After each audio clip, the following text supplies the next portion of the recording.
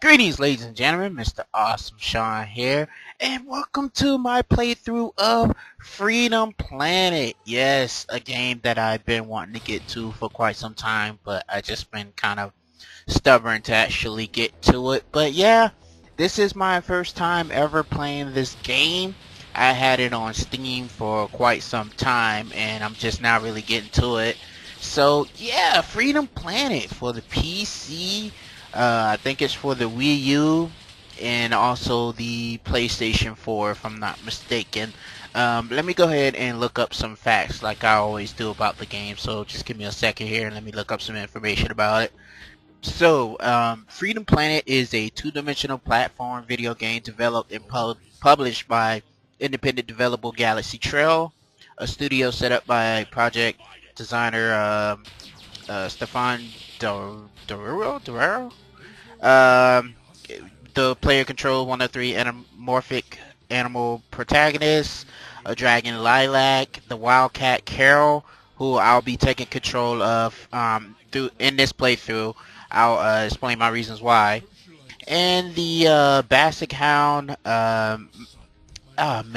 I forgot her name, I'm sorry. Um, let's see. Basically those three. It's a platform action, and the game came out for Steam. Let's see, July 21st, 2014. So yeah, it was available for Steam, Wii U, and PlayStation 4.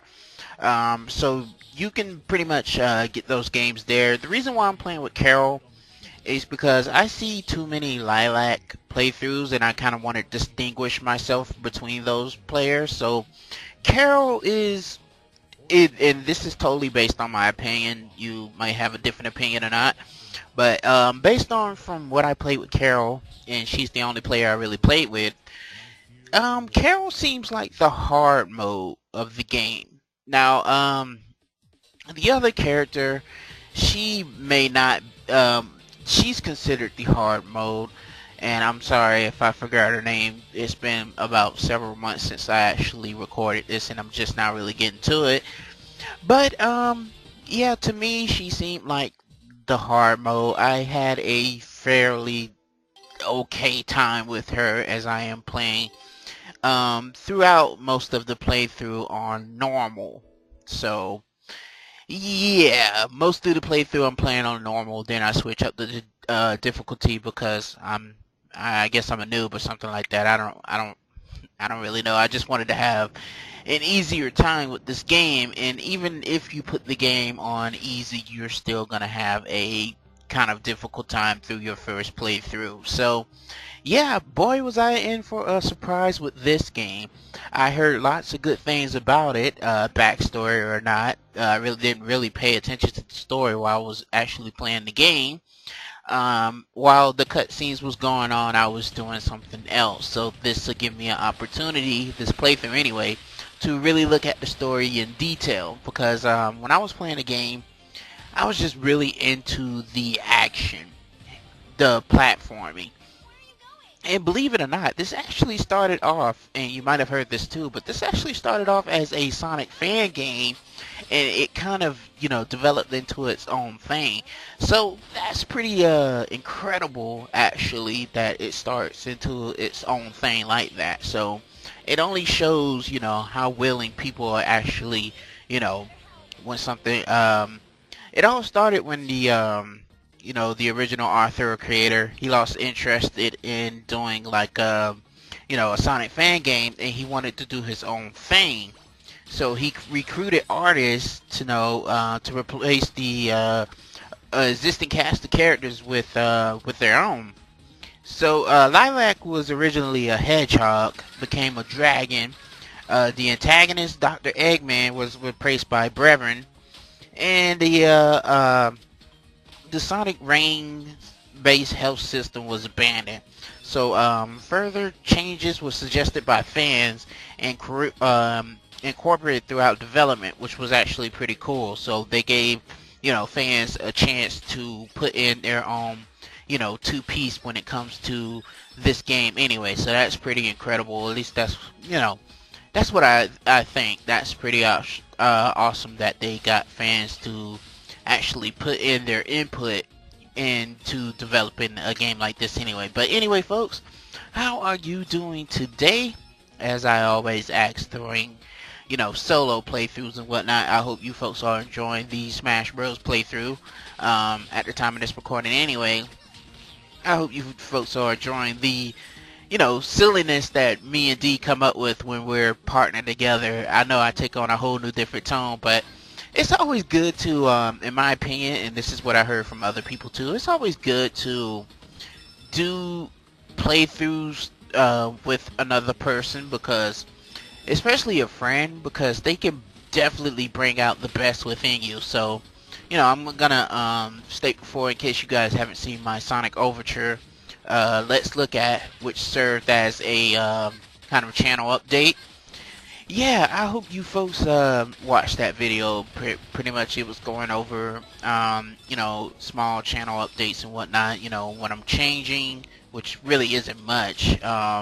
All I stated in that is that I wanted my friend D, and you folks already know this, so I wanted to include him into more playthroughs and such like that. So it was small talk like that.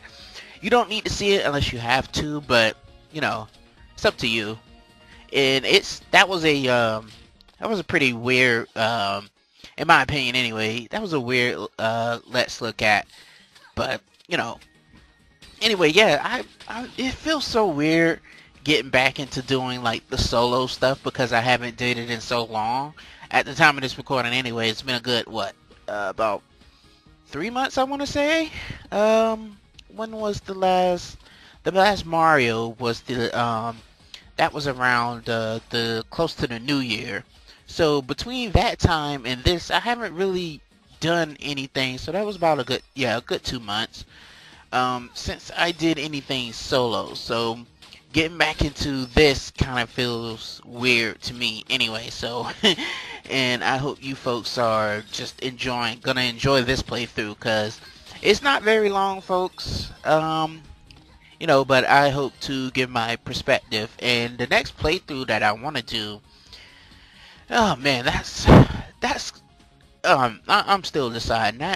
It might likely possibly be Rayman. I don't know. I don't think it will be, but things changes. But Lilac as a character is very quick. You're able to get through the stages fairly quickly with her. And at the time of this recording, there is, I don't know if it's going to come out this year or next year. I think it's going to come out this year. A Freedom Planet 2, there's already a demo in works.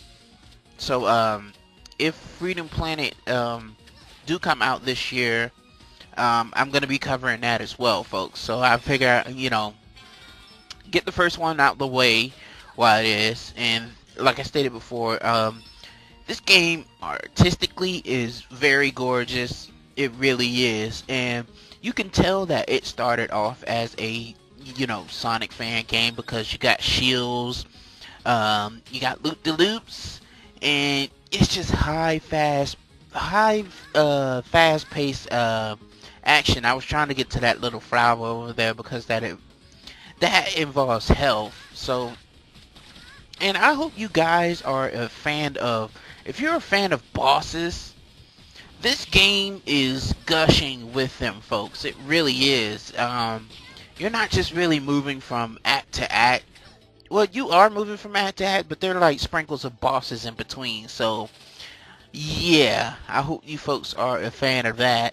And actually, it takes, during the first playthrough, unless you don't know where everything is, it's going to take quite a while to get through the stages your first time playing through, unless you know exactly where everything is, which I don't. So, like I stated before, this is really my first playthrough through this game. And I stated before, I wanted to start off as someone different than the other people, what they're going through, because some people chose Lilac, and I wanted to be different, as I stated before. But anyway, just going off topic, I hope you folks are enjoying the Dragon Ball Fighters. I see a lot of that. on my playlist when I'm going through my subscriptions on YouTube. A lot of people are playing that game. I have yet to receive that game. I hope to be able to get it soon. It is on my interest list as far as Monster Hunter World is on my interest list too. And also Dissidia. So a bunch of games came out during the month of January, which I am excited to actually eventually will pick up soon enough. And then I'm still trying to get a another recorder for in order for me to cover PS4, Wii U, Switch, all that kind of gameplay goodness. I'm looking for a recorder to a game recorder to do that. So I'm still looking into the Elgato, which I haven't invested in yet. So I'll probably get to that soon enough. But anyway, yeah, folks. Visually and aesthetically, this game, as I stated before, and I'm probably going to be mentioning this multiple times, it's gorgeous. It really is. Going down that thing, man. That thing is persistent. I don't even know what that is. It's like a worm caterpillar thing. It's persistent. It really is. But yeah, what I heard from because Brain Scratch did a run on this. I haven't watched the commentary, but I have seen that they did a run on this, and I think Lewis was playing this, and he was talking about from the first few seconds that I watched of it, but I haven't watched the whole playthrough, maybe one part, but the first few seconds that I listened to, he stated that first game problems, and while this game does have its problems, and I'm just gonna go ahead and talk about it right now. To me, the problem with this game is the bosses and how they handle them. And the stages are way too long. If they were broken into little sections, I wouldn't really have any problem with it. But yeah, it's just the stages for me is just way too long to do a stage. And that's just strictly my opinion. The stages are way too long. The bosses, if they had some sort of some sort of health meter to know exactly how much damage I'm afflicting on them, that would have been great to incorporate that. And it's one thing is this is not a nitpick. It's just it's really easy to stack up lives in this game, folks. During my playthrough, I haven't gotten a game over in this game. I mean, you have to really, really suck at platformers in order to get a game over. I think in any platforming game, as long as they give you the essentials of getting extra lives, you should be good. But this little boulder chase sequence, I like it. I was gonna try my fate into figuring out how I was gonna jump over the boulder. That would have been actually epic. But this boss right here, he's not too bad.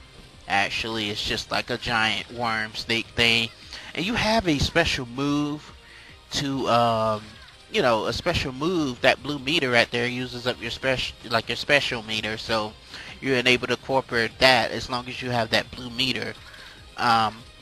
Yeah, so this boss wasn't really too hard, at least to me. I mean, it was my first time fighting against something like this. So anyway, I was gonna talk about something else, but I totally lost what I was gonna talk about. Maybe I'll remember it during the next part, but yeah, and that thing just explodes gloriously. Oh, geesh. Boom. Alright. And with that, the stage is complete, folks. So, join me again in part 2 of the Freedom Planet playthrough. Jeez, folks. Until then, folks, you folks have a great day and take care.